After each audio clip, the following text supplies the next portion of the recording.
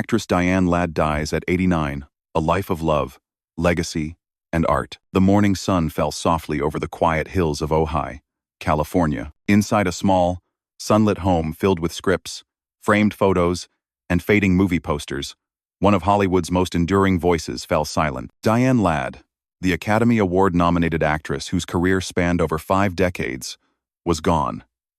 At 89 years old, she left behind more than a legacy of film and television. She left behind a life steeped in art, resilience, and love. A life defined by creativity, compassion, and family. Her daughter, actress Laura Dern, announced her passing with words that echoed through Hollywood and across the hearts of fans worldwide. She was the greatest daughter, mother, grandmother, actress, artist, and empathetic spirit that only dreams could have created. We were blessed to have her. She is flying with her angels now. But Diane's story isn't just about fame. It's about a woman who walked the long road from the deep south to the big screen, carving her place in an industry that often forgot women her age, until she reminded it why she could never be forgotten. This is the story of Diane Ladd, the dreamer who became an icon, the mother who became a muse, and the artist who, even in her final days, turned life into something cinematic. Before she was a Hollywood icon, before the red carpets and award nominations, Diane Ladd was simply a girl from Mississippi with a fierce imagination and a voice that demanded to be heard. Born on the 29th of November 1935, in Meridian, Mississippi, Diane wasn't born into fame. She was born into storytelling.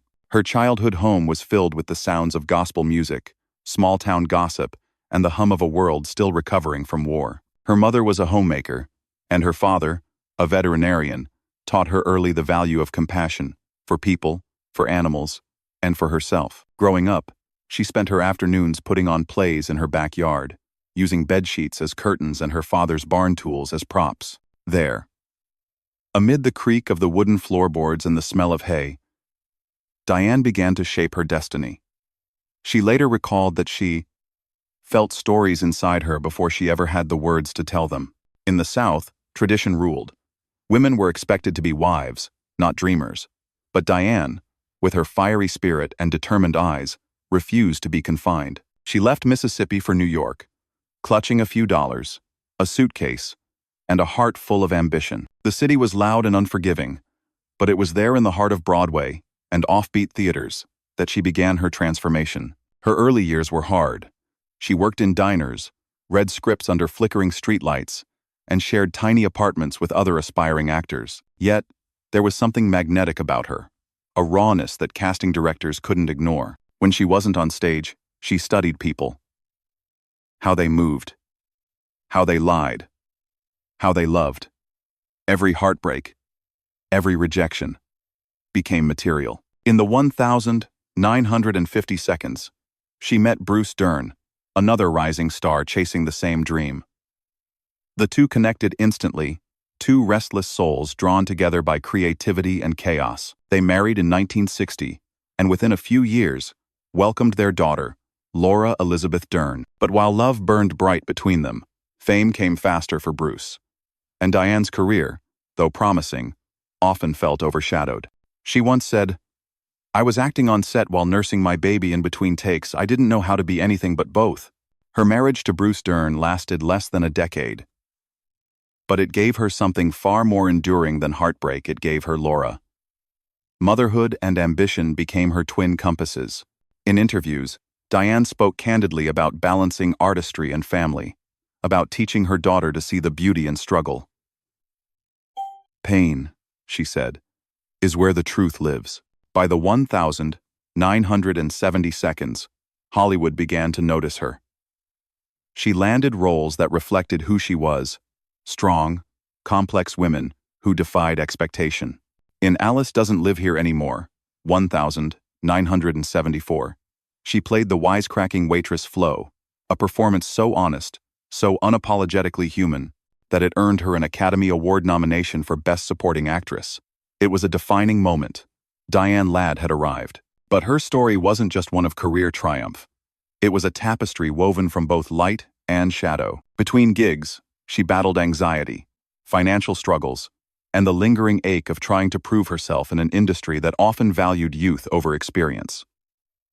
Yet, Diane refused to surrender to cynicism. Instead, she reinvented herself as a writer, a director, and later, a producer. When her second marriage to William A. Shea Jr. ended in 1976, she found herself at another crossroads.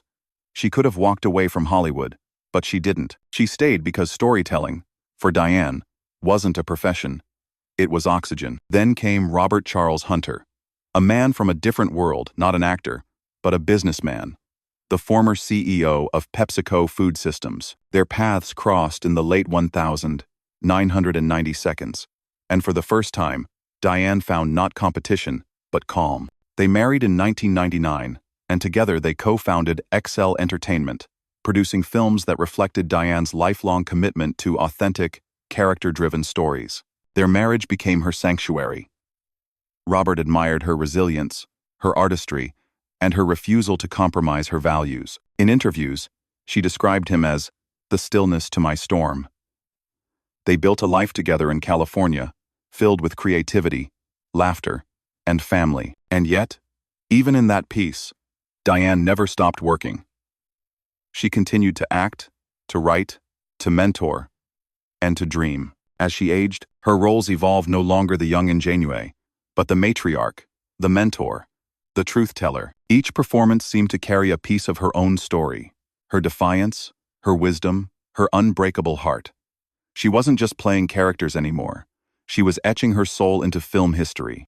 By the 2000s, Diane Ladd was more than a celebrated actress. She was a symbol of endurance, artistry, and authenticity. And though her name was often paired with her daughter's, she had carved out an identity entirely her own. She had lived through heartbreak, loss, and reinvention, and somehow, she'd turned all of it into art. But life, as it always does, had one final act planned. And when it came, it would test the very lessons she had spent a lifetime learning about love, resilience, and letting go. It was early morning in Ojai, California, that quiet, sun-drenched corner of the world, where the air smells faintly of citrus and eucalyptus, where mornings begin not with noise, but with light. Diane Ladd's home sat nestled among the oak trees, the same home where she had written, painted, and shared long walks with her daughter, Laura Dern. It was a house built not just of wood and stone, but of memory-framed photos from decades of film. Shelves lined with books about art and spirituality, and the soft echo of laughter that had filled it for years. But on November 3, 2025, the light inside that house dimmed. Laura Dern later said the day began like any other, calm, still, deceptively ordinary. She had come to spend the weekend with her mother, as she often did since Diane's health had begun to decline. The two women had grown closer than ever after Diane's diagnosis of idiopathic pulmonary fibrosis, a progressive lung disease that made each breath a quiet battle. Yet Diane, true to her nature, never let illness define her. "It's just another story to live through," she once told Laura. "We can cry about it, or we can walk through it with grace." That morning, Laura made tea while Diane sat by the window, gazing out at the garden she had tended for decades. It was autumn, the time of year she loved most, when the air was crisp and golden, when the sun softened into a painter's light. She spoke about her husband, Robert Charles Hunter, who had passed away just 3 months earlier. The loss was still raw. He had been her balance, her confidant, the man who had shown her that love could be quiet and steady. "I still talk to him," Diane said softly that morning. "I think he's in the trees." She had always been that way, spiritual, reflective, but grounded in reality. As Laura listened, she noticed her mother seemed more at peace than she had in months. There was no bitterness, no fear, just a sense of acceptance. She joked about her morning medications, teased Laura about her outfit, and talked about the book they had written together. "Honey, baby, mine." "People keep saying it's a goodbye book," Diane mused. "I think it's a love story." A few hours later, after breakfast, Laura helped her mother settle into her favorite chair, the same one she'd used for reading scripts and watching old movies. The house was still, filled with the hum of life outside, the rustle of leaves, the chirp of a blue jay, the faint chime of wind through the open window. Diane closed her eyes, murmuring something Laura almost didn't hear. "He's here." At first, Laura thought she meant Robert, but when she looked closer, she realized something had changed. Diane's breaths had grown slower, shallower, a rhythm fading like a song reaching its final note. Laura took her mother's hand, her voice trembling, whispering words that felt both desperate and tender. "I'm here, Mom. I'm right here." The next few moments unfolded like a film Laura had no control over. A stillness, a breath, a quiet exhale that hung in the air like a prayer. And then, silence. Later, she would say it felt like her mother simply stepped into another room that she didn't leave. She just moved beyond what eyes could see. "She passed with me beside her," Laura said in her statement that day. At her home in Ojai, surrounded by love. Word of Diane Ladd's death spread quickly. Hollywood, for a rare moment, paused. News outlets across the world broke the story, each headline tinged with reverence. Oscar-nominated actress Diane Ladd dies at 89. A Hollywood matriarch's final curtain. Laura Dern mourns her mother. She is flying with her angels now. Fans flooded social media with tributes, clips from Alice Doesn't Live Here Anymore, stills from Rambling Rose, quotes from interviews where Diane spoke about life and love with unfiltered honesty. Fellow actors, Cher, Ellen Burstyn, David Lynch, Reese Witherspoon, all shared memories of her brilliance, her mentorship, her courage. But perhaps the most moving tribute came not from Hollywood, but from Ojai itself. That evening, as the sun dipped behind the hills, neighbors gathered outside her home, holding candles and reading lines from Honey, Baby, Mine. Some had known her as Miss Ladd, others as simply Diane. They spoke of how she would wave to them on her daily walks, how she always stopped to ask about their families, their dreams. She was a celebrity to the world, but to them, she was just a kind neighbor with a warm smile and a love for banana pudding. Inside the home, Laura stayed by her mother's side long after the world had gone to sleep. She walked through each room, touching the things her mother had loved: the piano, the shelves of old photographs, the chair where she'd spent her last morning. On the table lay Diane's script notes for Blue Champagne, the film still in post-production. Her handwriting, still strong, read, "We are all just stories waiting to be told. Tell mine with love." Outside, the wind whispered through the trees. For Laura, it sounded like a familiar voice, the voice that had guided her, challenged her, and shaped her. She closed her eyes and whispered back, "I will." Mom. That night, the stars over Ojai seemed unusually bright. Maybe it was coincidence. Or maybe, as Laura would later write, it was Mom, shining the way she always did, softly, but everywhere. That defiance had become part of her legacy. When she was diagnosed with idiopathic pulmonary fibrosis, a condition that gradually scars the lungs, she didn't retreat. Instead, she started walking every day with Laura by her side.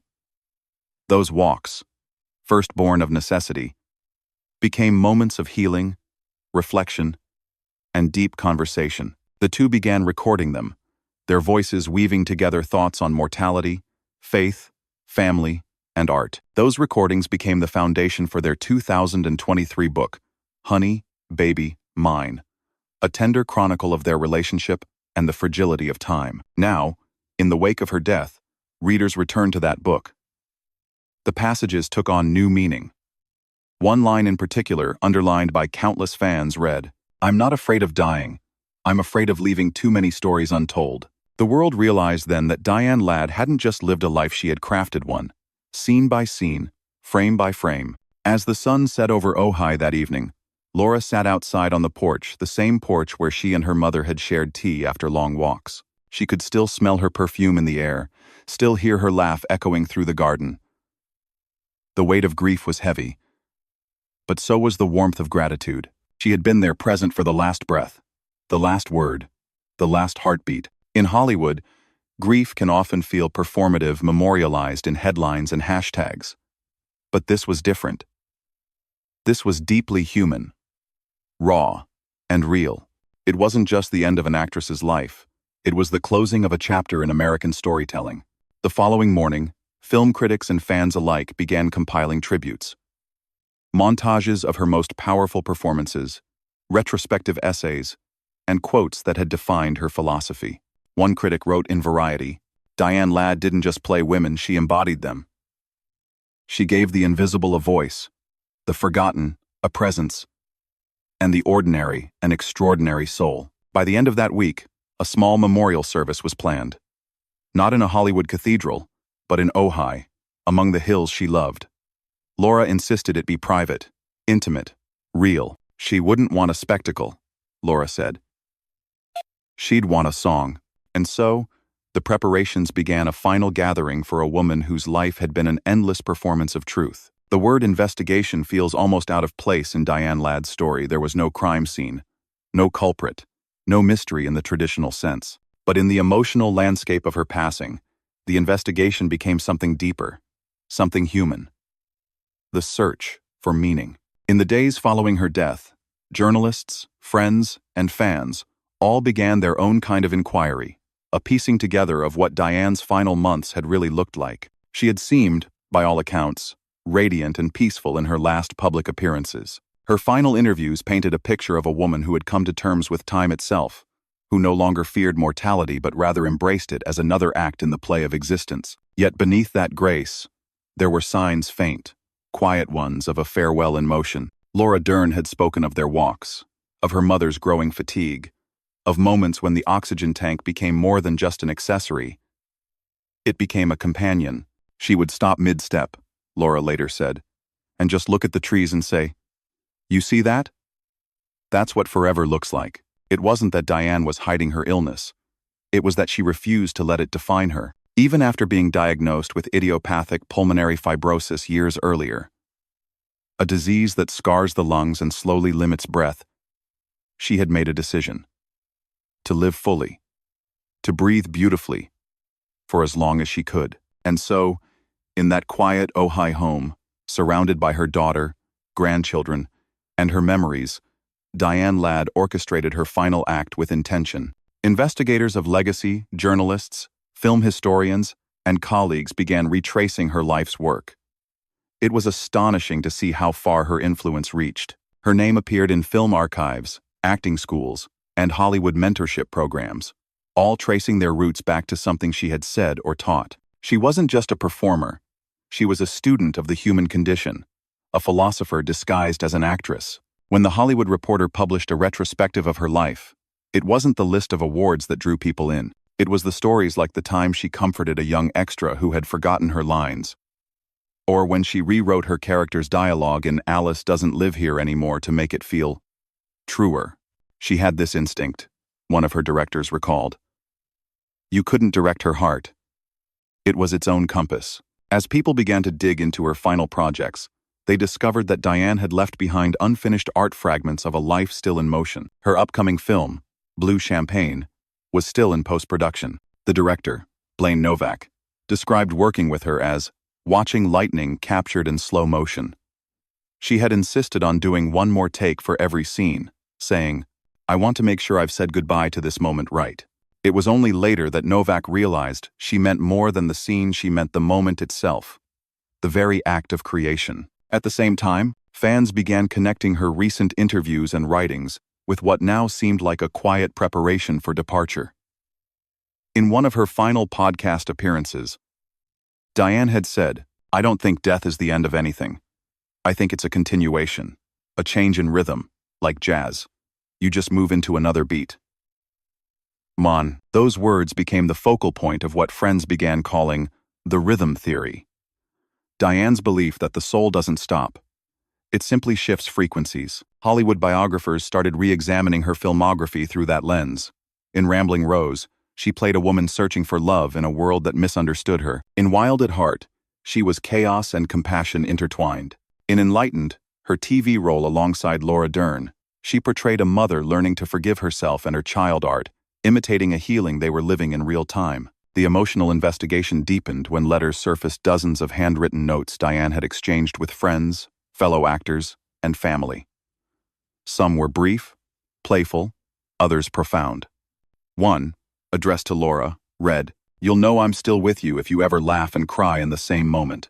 That's where I'll be between joy and heartbreak." That line spread quickly online, quoted in obituaries, printed in memorial articles, shared in endless posts from fans who had lost their own loved ones. It wasn't just Diane's story anymore, it was everyone's story. Meanwhile, inside the Ojai home, Laura continued the quiet process of collecting her mother's things, not as evidence, but as artifacts. She found her scripts annotated with words like love, truth, and listen. She found the framed photo of the two of them from the Rambling Rose set, a film that earned them both Academy Award nominations. She found one of Diane's old journals, dated nearly 50 years back, with a line that struck her to her core. "If I can make my daughter believe in magic, I've done enough." In that moment, Laura realized something that no headline could capture. Her mother hadn't left her anything unfinished. She had left her everything complete. The final detail of Diane's life story to emerge from these weeks of emotional investigation was one that no one had known publicly. Even as her health declined, she continued to mentor young actors remotely, offering encouragement through video calls, voice memos, and handwritten notes. She believed the next generation deserved kindness, not competition, one of them said. She was like the grandmother of the craft.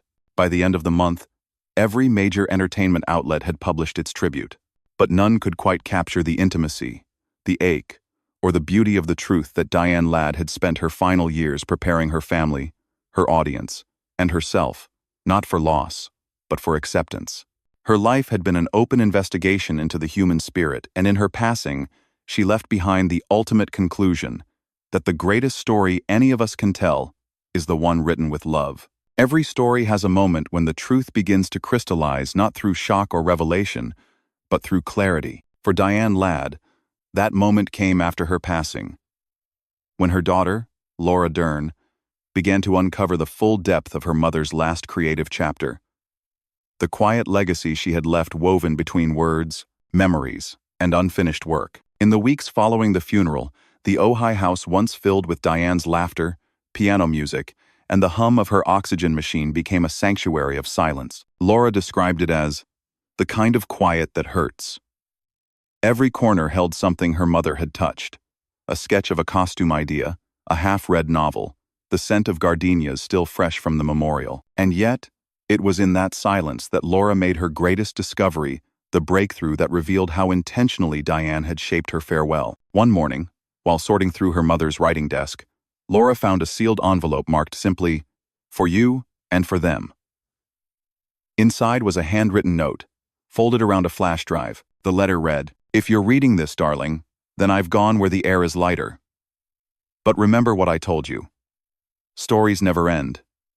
They just move into new rooms. What's on this drive isn't my goodbye, it's my hello to everyone who listened." Laura's hands trembled as she inserted the drive into her laptop. On it were a series of recordings, audio journals her mother had been quietly making for over a year. They weren't rehearsals or memoirs. They were conversations, messages to her daughter, to her fans, and to the generations of artists who might one day search for meaning in their own struggles. The first recording began with that familiar warmth, the cadence that had defined her interviews and acceptance speeches. "Hey, honey," Diane's voice said softly. "If you're listening, I want you to know I wasn't afraid. I was just grateful. Grateful for the chance to love this deeply, to create, to see my children grow. Every moment was worth it." As Laura listened, tears fell silently onto the wooden desk. Her mother spoke about the magic of ordinary things. Laughter shared between takes, the sound of rain during rehearsals, the feeling of watching a film audience gasp in unison. She spoke about how she used to sit in her garden and imagine her soul blooming with the flowers she planted. "When I was little," Diane's voice continued, "my mama told me that when people die, they become stories. But I think it's the other way around. Stories become people. As long as they're told, we stay alive." It wasn't just poetic, it was prophetic. The recordings included reflections on motherhood, acting, and aging, but one stood out. In a track titled "The Last Scene," Diane shared something no one else had heard. She revealed that the idea for the book she and Laura published, Honey, Baby, Mine, came from her illness, not as therapy, but as a way to save her daughter's spirit when she was gone. "I wanted you to have something to hold on to when the world feels hollow," she said. "Something that sounds like us walking together. Because even when I can't walk beside you, you'll hear me. In your heart.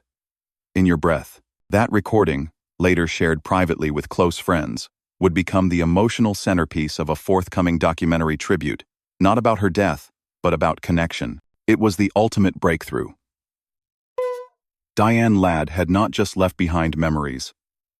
She had left a map for how to keep living. Meanwhile, her unfinished film, Blue Champagne, began gaining attention in post-production. The director, Blaine Novak, reached out to Laura with news that Diane's final scene had already become legendary among editors. "It wasn't just a performance," he said. "It was a goodbye disguised as a monologue." In the scene, her character gazes out a window and says, "Maybe heaven isn't up there. Maybe it's just all around us waiting for us to notice." When Novak played that scene for Laura, the room filled with silence again, the kind of silence that wasn't empty, but sacred. It was as if Diane had orchestrated everything to culminate in that single cinematic echo. As these discoveries surfaced, the industry took notice. Variety, the New York Times, and countless colleagues shared tributes that described her not just as an actress, but as a teacher of empathy. Directors spoke of how she mentored young artists, how she would take time between takes to ask crew members about their families, how she believed that kindness was the real art form. Even David Lynch, the enigmatic filmmaker with whom she had shared some of her most daring roles, released a rare statement. Diane didn't act, she became. Every emotion, every breath, she was truth walking on camera. Losing her feels like losing light. But the most emotional tribute came from Laura herself, shared during a quiet interview weeks later. Holding her mother's old script from Alice Doesn't Live Here Anymore, she said, "I used to think her legacy was her films. But now I see her real legacy was how she made people feel seen. She lived like art. Wasn't something you did. It was something you gave." That realization that Diane's artistry was an act of giving became the heart of the breakthrough. It wasn't about her death, or even her fame. It was about how she had mastered the art of leaving beauty behind. And as the recordings, letters, and final film came together, Laura began to realize something extraordinary. Her mother had orchestrated her departure the way she had orchestrated every scene, with rhythm, honesty, and heart. In that sense, Diane Ladd had solved the mystery of her own life. She had left no loose ends, no regrets, no unspoken words, only stories living, breathing, shimmering, ready to continue in the voices of those she loved. Her passing was no longer an ending. It was a beginning, the continuation of the story she had always been telling. That love, art, and connection never die. They just find new ways to be heard. The days after Diane Ladd's passing felt quieter but not empty. It was as if the world itself had taken a deep, reverent breath, holding onto her memory before exhaling it into something eternal. In Los Angeles, billboards that once advertised the newest blockbusters began to carry a single, soft message in white lettering, "Against Black." "Thank you, Diane." At the TCL Chinese Theater, fans left flowers beneath her handprints, pressing their palms against the cool cement as though trying to feel the warmth she once left there. Across social media, tributes flowed in, not the performative kind that often accompanies celebrity farewells, but deeply personal recollections. A film student posted about how Diane stayed after a Q&A to give her advice on her first short film. A camera operator shared how Diane brought cookies to the set when the crew was working overtime, saying, "Stories are made by hearts, not deadlines." Those small memories, scattered across decades, built a portrait of a woman whose kindness was as powerful as her artistry. For Laura Dern, the aftermath was a strange, fragile space between grief and grace. She spoke often about how the days felt longer, the nights quieter, yet she could still feel her mother everywhere in the California breeze, in the scent of coffee at sunrise, in the laughter of her children. "When I look at the light," Laura said in one interview, "I see her there, waving at me." Their last book together, Honey, Baby, Mine, suddenly surged back onto bestseller lists, not because of publicity, but because readers were finding something profoundly healing in their words. It wasn't just a book anymore. It was a bridge between the living and the gone, between mother and daughter, between the ache of loss and the courage to keep loving anyway. At book readings, Laura began to speak not just as an actress, but as a daughter honoring her co-author. She told stories of their walks the way her mother would stop to admire a bird mid-conversation, how she'd always find beauty in the ordinary. "She taught me that everything is a story if you're listening," Laura said. Even silence, but even beyond the family, Hollywood itself seemed to shift. For years, Diane had been one of the quiet champions of women in film, long before it was fashionable to talk about equality. She mentored young actresses, wrote letters of encouragement to struggling performers, and often fought for fair pay on her own sets. In the wake of her passing, a wave of reflection spread across the industry. Directors and actors began revisiting her films not just as performances, but as lessons in authenticity. Her ability to embody complex, imperfect women, mothers, survivors, dreamers, reminded the industry of the humanity that art so often forgets. Film festivals around the world began to honor her in tribute screenings. At Cannes, the lights dimmed, and her face filled the screen, that unmistakable mixture of softness and fire. They played a clip from Rambling Rose where she looks out a window, whispering, "You can't cage love. It always finds a way." The theater fell silent, then rose in a standing ovation that lasted nearly 5 minutes. Back in California, the town of Ojai, her home and refuge, held its own candlelight vigil. Neighbors, friends, and strangers gathered at sunset, holding photographs and candles that flickered in the evening wind. A local choir sang "Here Comes the Sun," the same song that had closed her funeral service. As the final notes faded, Laura stepped forward to address the crowd. Her words were steady but laced with emotion. "My mother always said we should live like the sun show up every day, no matter the clouds. So that's what I'll do. And I think that's what she'd want all of us to do too." The Ojai community later established the Diane Ladd Center for Creative Arts, a small performance space and mentorship hub for young artists, dedicated to fostering creativity, compassion, and storytelling. On the wall near the entrance, etched into brass, were Diane's own words: "To tell a story is to love someone out loud."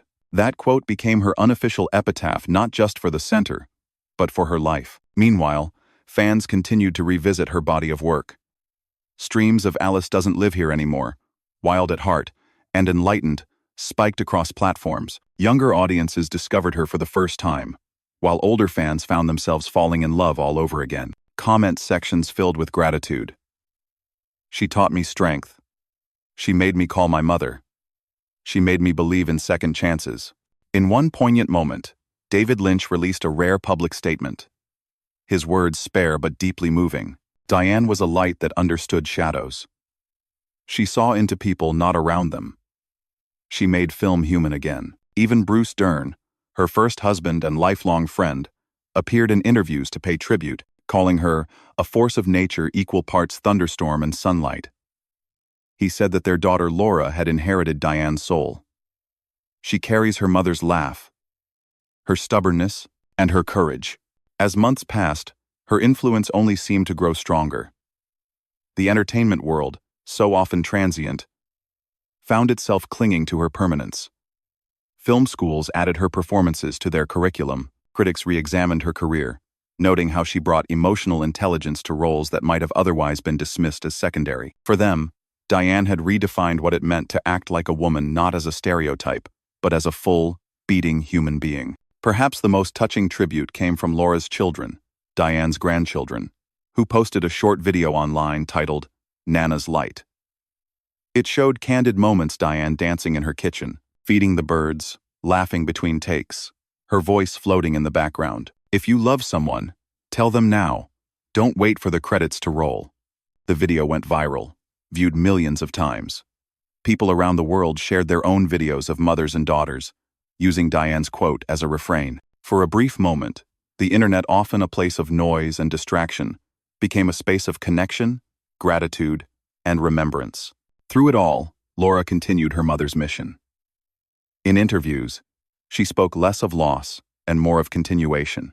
"My mother used to say that energy never dies. It just changes rooms," she told Vanity Fair. "I like to think she's just stepped into another room, still telling stories, still laughing, still loving us from there." And so, Diane's life, though complete, never truly concluded. Her voice remained in the echoes of her films, her wisdom preserved in every interview, her laughter stitched into her daughter's own. The world hadn't lost her, it had simply been changed by her. There are lives that flicker, and there are lives that blaze so brightly, they never truly go dark. Diane Ladd's was the latter. Even now, months after her passing, her presence feels less like an absence, and more like a quiet current running beneath the surface of everything she touched. In her films, Her laughter, her words, and her daughter's eyes she endures. To speak of Diane is to speak of time itself. The way it changes us, challenges us, and if we're lucky, teaches us how to love harder, live deeper, and forgive more easily. She once said in an interview, "Art isn't what you do, it's how you choose to live." And she lived it completely. Every role she played, every line she delivered, every moment she shared with her audience felt intentional, carved with honesty. When she portrayed strong women, mothers, survivors, dreamers, it wasn't an act. It was a reflection of the woman she was. A woman who knew struggle, who knew loss, who still woke up each day determined to find beauty in the ordinary. And Alice doesn't live here anymore. She reminded us that even after heartbreak, there is always a road back home.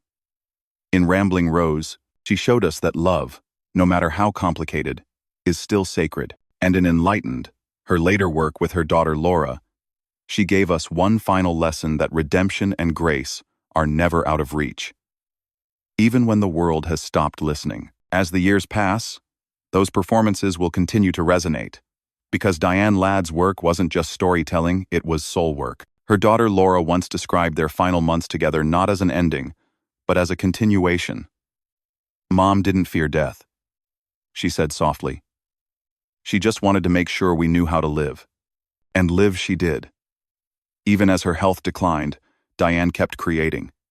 She kept mentoring, teaching, dreaming.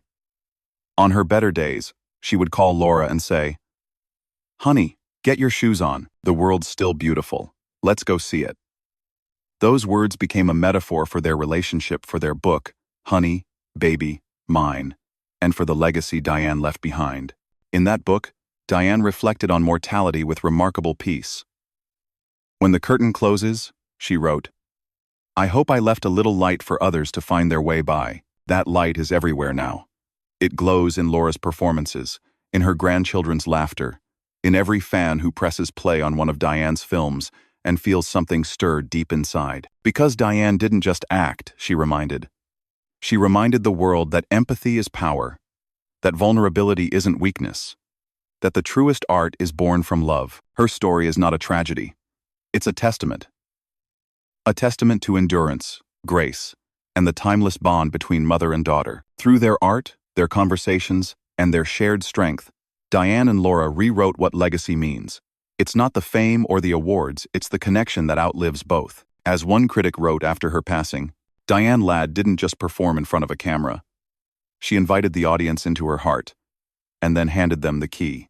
The final footage honors stories like hers not because they are sad, but because they are true. They remind us that behind every name, every headline, there is a life full of meaning, laughter, and love. Diane's passing may mark the end of a remarkable career, but her influence continues to ripple outward, shaping generations of artists and dreamers who follow in her wake. And maybe that's what makes her story feel so cinematic. Not the fame, not the accolades, but the quiet humanity that lingers when the credits roll. In the end, Diane Ladd's final performance wasn't on a stage or a screen. It was in the way she taught the world to keep walking forward through illness, through grief, through change, and to still find something beautiful waiting just beyond the horizon. As the sun sets over Ojai, you can almost imagine her there, walking barefoot through the garden, humming softly to herself, pausing every so often to look toward the mountains. Her voice, that gentle southern lilt, seems to float in the air. Life's a movie, sweetheart. Just make sure you're the one writing it. And so, the reel keeps turning. The light stays warm.